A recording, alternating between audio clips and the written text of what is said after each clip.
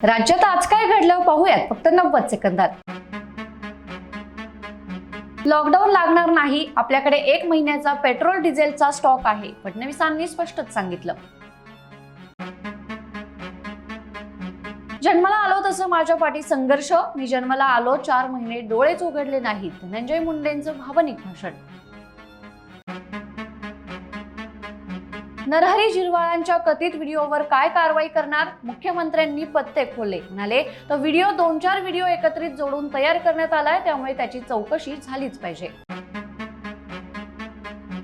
आंबा आणि काजू उत्पादकांना हेक्टरी 22,000च्या मदतीची घोषणा, भास्कर जाधव संतापले, शेतकऱ्यांना एकत्र येण्याचे आवाहन।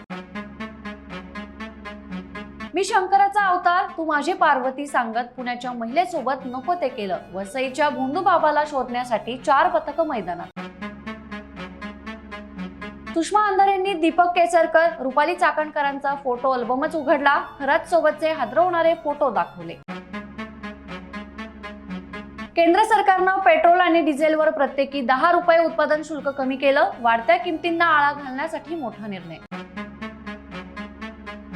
मुंबईचं आकर्षण वनराणी पुन्हा बंद, तांत्रिक बिघाड झाल्याने सेवा अखंडित, पर्यटकांकडून संताप आणि नाराजी। आणि अशाच ताज्या घडामोडींसाठी बखर लाईव्हला सबस्क्राईब जरूर करा।